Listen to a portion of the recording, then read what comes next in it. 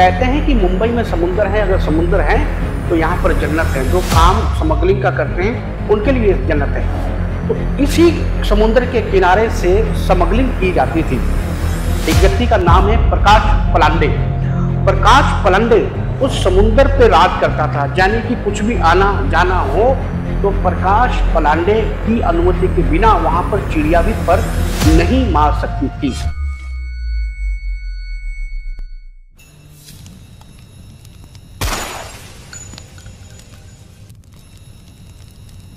नमस्कार, हमने अपने चैनल का नाम बदल दिया है। जनतक अभी हो चुका है बाई लोग।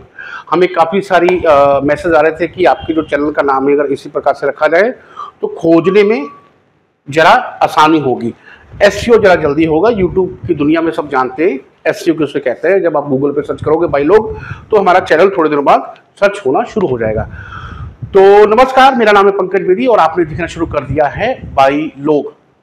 तो आज की कहानी मैं आपको बताने जा रहा हूं। ये कहानी फिर एक बार विरार से है। विरार महाराष्ट्र और मुंबई के सटा हुआ एक एरिया है। अभी 2012 में वहां पर कॉरपोरेशन बनी है जिसको हम वहां के लोग बीएमसी बोलते हैं, मुंबई म्युनिसिपल कॉरपोरेशन। लेकिन वहां की जो महानगर पालिका है वो है वसई विरार म्युनिसिपल कॉरपोरेशन, बीबा भी उसको बोलते हैं। और यहीं से एक कानून चलता है, जो स्टेट का कानून यहाँ से बदल जाता है। यहाँ पर एक ही राज है, वो राज है बाई ठाकुर, यानी कि हितेंद्र ठाकुर। आज की तारीख में उनकी ही सत्ता यहाँ पर चलती है। यहाँ पर अगर चुनाव भी होते हैं तो कहते हैं कि कॉरपोरेशन में अगर 116 सीटें हैं तो उसमें से 114 से लेकर 115 यही लोग जीतते हैं। लेकिन इनका जो बैकग्राउंड है वो सही नहीं है। ये लोग पहले क्या करते थे और आज क्या करते हैं नेता के रूप में, इसकी कहानी मैं आपको फिर सुनाने जा रहा हूँ। तो एक बार फिर आपका स्वागत है मेरे चैनल में। विरार वसई मुंबई से सटा हुआ एरिया है। जब मुंबई में जगह महंगी हुई, बिल्डिंगें बननी शुरू हुई, लोगों के बस से बाहर हुआ घर लेना, तब लोगों का शिफ्ट होना शुरू हो गया विरार वसई की तरफ। कहते हैं नाला सुपारा, गरीबों का सहारा नाला सुपारा। मुंबई में जितने भी प्रवासी हैं 70% से ज़्यादा नाला सुपारा में रहते हैं, जो वसई विरार के एरिया में आता है। वसई से लेके जब आप बैंदर से आगे जाओगे, खाड़ी पार करोगे, तो ये पूरा जो एरिया है पालघर तक कि यही पड़ता है वसई विरार, और यहीं पर इनकी सत्ता चलती है। तो बाई ठाकुर की बात कर रहे हैं। एक कहानी मैंने आपको सुनाई थी, सुरेश दुबे का मर्डर कैसे हुआ। अब दूसरी कहानी मैं आपको सुनाने जा रहा हूं कि कैसे हिंदुस्तान में एक गांव 3 से 4 महीने तक कैद में रहता है, और कैसे कैद में रहता है कि उस गांव के लोग ना अंदर आ सकते हैं, बाहर वाला व्यक्ति, ना गांव के लोग बाहर जा सकते हैं। तो ये कहानी है 91-92 के दौर की। हुआ क्या था यहाँ पर, बाई ठाकुर जो काम करते थे वो समुद्र के थ्रू स्मगलिंग करते थे। उस दौर में स्मगलिंग बहुत होती थी, दुबई से वगैरह कुछ चीजें आती थी। तो बाई ठाकुर की चांदी जो भारत में आने वाली थी, और इसी से ये काम शुरू होता है। कहते हैं कि मुंबई में समुंदर है, अगर समुंदर है तो यहाँ पर जन्नत है। जो काम स्मगलिंग का करते हैं उनके लिए जन्नत है। तो वसई विरार में एक एरिया है, कुछ बीच है, अरनाला बीच है। ज़्यादातर लोग तो जुहू बीच घूमते हैं, यहाँ घूमते हैं, लेकिन जो लोकल लोग हैं उनको मालूम है अरनाला बीच है, राजू बुगोई बीच है, बहुत सारे बीच है वहाँ पर वसई विरार में। तो इसी समुद्र के किनारे से स्मगलिंग की जाती थी। एक व्यक्ति का नाम है प्रकाश पलांडे।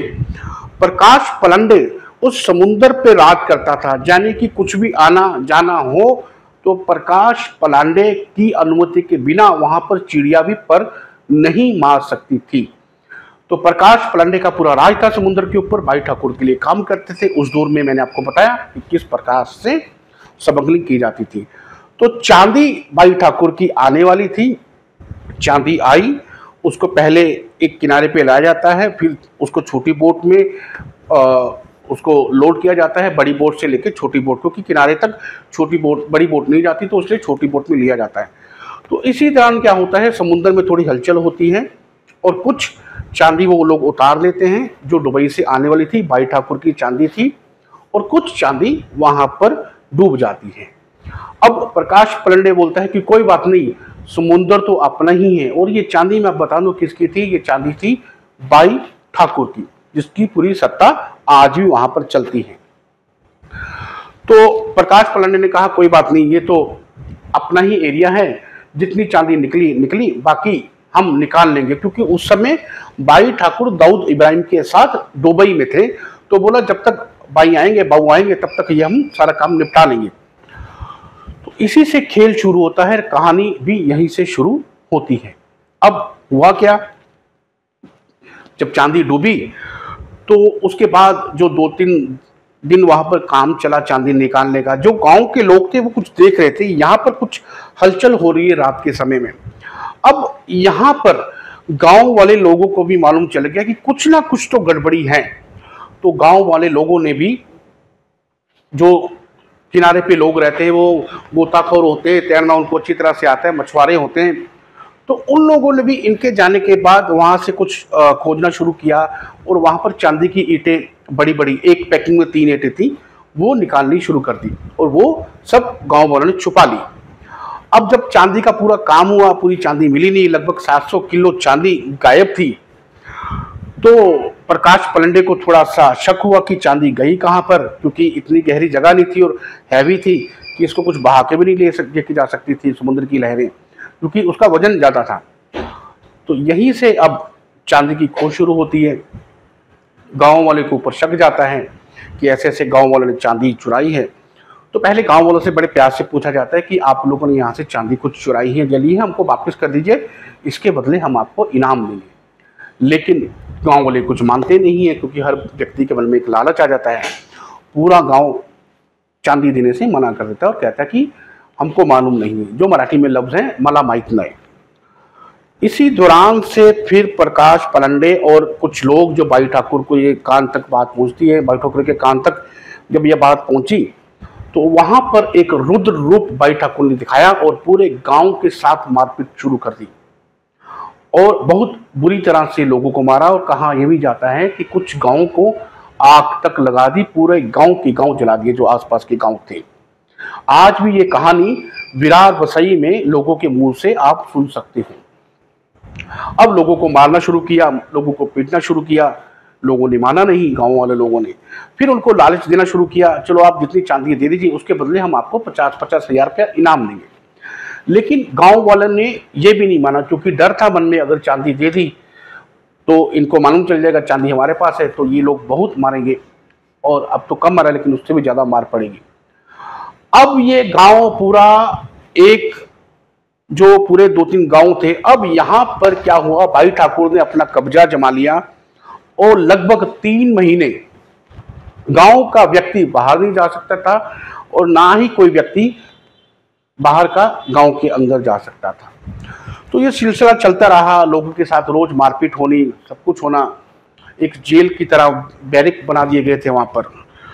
तो यहीं से फिर बात धीरे धीरे बाहर गई तो एक पुलिस डीएसपी थे, उन्होंने कोशिश करी छुड़ाने की, लेकिन वो नहीं हो सकी। अब वहां पर क्या है कि किनारों के साथ साथ चर्च बहुत है, क्योंकि यहाँ पर गोवा में, वसई विरार में, कुछ गुजरात के एरिया में, वापी में, वलसाड़ में पुर्तगाल लोग रहते थे, पुर्तगाली, तो उनकी चर्चें बनी हुई थी। आज भी वहां पर कुछ लोग रहते हैं, कैथलिक लोग वहां पर काफी रहते हैं। तो एक पास्टर थे, उन्होंने धीरे से देखा ये चीजें, फिर एक फादर को बताई। फादर के कान तक बात पहुंची, फिर उन्होंने कुछ प्रशासन के जो लोग हैं उनसे बात करी, लोकल सरकारों से बात करी, लेकिन बात नहीं बनी, क्योंकि बाई ठाकुर का खौफ इतना था, उसके आगे बोले तो बोले कौन, सत्ता उनकी थी और राज भी उनका था। अब एक फादर जो थे, उनका शायद कुछ इटली से लिंक था, तो उन्होंने किसी प्रकार से फिर सोनिया गांधी तक ये बात पहुंचाई। और जो वहां के जो सीएम थे महाराष्ट्र के, वो, उनका नाम मैं बोल रहा हूँ, कांग्रेस का ही दौर था, सौदागर, आज तक के सबसे कमजोर सीएम वो रहे होंगे। उनका नाम शायद सौदागर था या कुछ और था, नाम के लिए मैं क्षमा चाहूंगा। महाराष्ट्र के सबसे वीकेनेस्ट सीएम जो वही रहे, उन्हीं के दौर में बम ब्लास्ट हुए, सब कुछ हुआ। उसके बाद खैर शरद पवार जी को मुख्यमंत्री बनाया। तो सोनिया गांधी ने तुरंत उनको फोन लगाया, उनको बर्खास्त किया और तुरंत वहां पर सारा काम जो होना शुरू हो गया, प्रशासन चला गया, सारी जो 3 महीने से प्रशासन नहीं जा रहा था, एक फोन पे सब चला गया, सब कार्रवाई हुई, गांव वालों को छुड़ाया गया। लेकिन अब असली कहानी अब शुरू होती है। गांव वालों का कहना था कि हमसे बहुत मारपीट करी गई, सब कुछ किया गया, और जो चांदी गायब हुई थी गांव वाले अभी भी मान नहीं रहे थे। ये केस चला गया कोर्ट में। इससे पहले वाला जो केस है वो मैंने आपको बताया हुआ है, मैं आपको उस वीडियो को लिंक डाल दूंगा, सुरेश दुबे वाला कोर्ट, जिसमें भाई ठाकुर को टाड़ा लगा था जिस केस में। तो भाई ठाकुर उस समय पुणे की जेल में थे, जो बड़े भाई ठाकुर हितेंद्र ठाकुर यही थे। तो केस चला वसई विरार की कोर्ट में, 60 गवाह बने। लेकिन फिर उसके बाद जब कोर्ट में ये फैसला गया तो उन्होंने कहा कि चलिए आप कुछ जो नौसेना के अधिकारी हैं, उनको स्निपर हैं, जो जाके समुद्र में गए, उन्होंने देखा कि यहाँ भी चांदी कुछ उनको भी मिली। तो फिर शक हुआ ये कुछ केस अलग जा रहा है, ये स्मगलिंग का मामला है। लेकिन भाई ठाकुर की वहाँ पर सत्ता थी, उन लोगों ने ऐसा किया कि जो 60 गवाह थे उनमें से 37 गवाह बिल्कुल पीछे हट गए, किसी ने कुछ माना नहीं। भाई ठाकुर को पुणे से लाया गया, हितेंद्र ठाकुर को कोर्ट में पेश किया गया। लेकिन जो 32 गवाह थे उन्होंने भी गवाही दी, लेकिन इतनी कमजोर गवाही दी, सरकारी वकील सब मिले हुए थे, तो भाई ठाकुर को इस केस में बरी कर दिया गया। तो ये थी भाई ठाकुर की जो चांदी गायब हुई, किस प्रकार से 3 महीने तक पूरे गांव को एक कैद के रूप में रखा गया, कैदी बनाया गया। हालांकि स्वतंत्र भारत में ये पहली बार हुआ था कि 3 से 4 महीने तक पूरे गांव में बनाया गया। लेकिन जो जुर्म करते हैं, अगर आपके पास सत्ता की ताकत है और अगर आपके पास बाहुबली हैं, तो फिर आप वहां पर जीतना आपका तय है। तो कितने लोगों के साथ मारपीट की, गांव जला दिए गए, लेकिन उसके बाद भाई ठाकुर को इस केस से बरी कर दिया गया। लेकिन कोर्ट के जज ने एक बात जरूर कही कि किस प्रकार से इस केस में जितने भी सबूत थे या प्रमाण थे उनको कैसे कमजोर किया गया, ये देश की कानून व्यवस्था के ऊपर एक कलंक है। किस प्रकार से जो 37 से 38 लोग थे अपने गवाह से मुकरे, ये भी देश की कानून व्यवस्था के ऊपर एक कलंक है। किस प्रकार से एक व्यक्ति स्मगलिंग कर रहा है, सब कुछ कर रहा है, लेकिन उसको आज हमें बरी कर पा रहे हैं, और ये भी कानून के एक कलंक है। क्योंकि सारी चीजें होने के बावजूद भी अगर कोई गवाह ही नहीं है, तो सबूत ही नहीं है, प्रमाण ही नहीं है, तो हम एक व्यक्ति को सजा कैसे दे सकते हैं। तो भाई ठाकुर की ये कहानी, मैंने आपको बताया कि उनकी सत्ता की ताकत इतनी है। एक और कहानी में मिस कर गया। नाला सुपारा में 2019 को प्रदीप शर्मा, अब तक 56 जिनके ऊपर पिक्चर बनी है, वो भी चुनाव लड़ने आए थे शिवसेना की सीट से। हालांकि उनको मना किया गया था उद्धव ठाकरे ने कि आप यहां से चुनाव मत लड़िए, आप अंधेरी से चुनाव लड़िए, जीत जाएंगे। लेकिन वो भी चुनाव जब लड़ने आए, उनको भी क्षितिज ठाकुर, जो भाई हितेंद्र ठाकुर के बेटे हैं, तो उनसे भी मात खानी पड़ी। कम से कम 70 से 80 हजार वोटों से वो हार गए थे चुनाव। ये 19 की बात कर रहा हूं मैं। तो इतनी इनकी सत्ता की ताकत है। आज की तारीख में आप कहीं भी जाएंगे, कोई भी बिल्डिंग, कोई भी ऐसा काम जो बीबा के नाम से नहीं चलता है, बीबा मतलब वसई और विरार वसई, तो ये कानून चलता है। आज आप कहीं भी जाएंगे, वहाँ पर कॉलेज बने हुए हैं, बीबा कॉलेज, बहुत सारी ट्रस्ट बने हुए हैं। देखिए, जब लोग गलत काम करते तो थोड़ा बहुत दिखाने के लिए ऐसे काम करते हैं, लेकिन आज की तारीख में उनका राज चलता है। और जो पिछले काम किए उन्होंने, उस पर भी देखिए किस प्रकार से उन्होंने कानून को धोखा दिया, जो कानून की परिक्रम को धोखा दिया। और आज महाराष्ट्र में एक ऐसा एरिया है जहाँ पर सत्ता चलती है तो सिर्फ भाई ठाकुर की सरकार, चाहे किसी की भी हो। तो ये हमारी एक खास पेशकश थी। मेरा नाम है पंकज बेदी, आप देख रहे थे भाई लोग। ऐसी सीरीज देखने के लिए हमारे चैनल को सब्सक्राइब कीजिए, लाइक कीजिए और शेयर करना ना भूलेगा। अगर कुछ गलती हो तो नीचे कमेंट बॉक्स है, कमेंट जरूर कीजिएगा। नमस्कार।